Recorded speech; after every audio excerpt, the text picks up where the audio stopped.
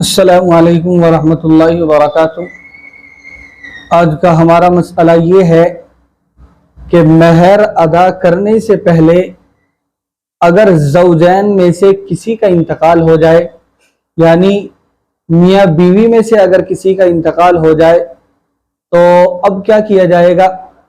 मसलन महर अदा नहीं की और बीवी का इंतकाल हो गया तो किस तरह महर अदा की जाएगी।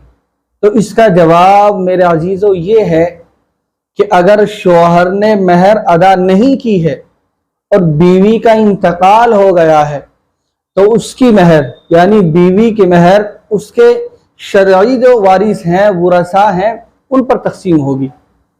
यानी बीवी के जो शरई एतबार से जो वारिस हैं और जिनका हिस्सा इसकी विरासत में बैठता है, इसके माल पर बैठता है, उन पर ये माल तकसीम होगा। महर की जो कीमत है वो तकसीम होगी।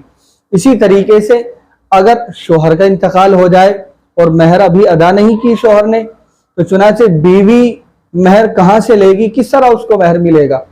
तो मेरे अजीज़ों, शौहर का जो माल है जो उसकी मिल्कियत में है, जिसका वो मालिक था, उसके तरके में से यानी उसकी मिल्कियत में जो माल था उसमें से उसको महर दिया जाएगा। उसके माल में से उसका महर बीवी का लिया जाएगा। चुनाचे मेरे अजीज़ों, इसलिए कि मय्यत के ऊपर ये कर्ज है और ये लाजिम है उसके लिए।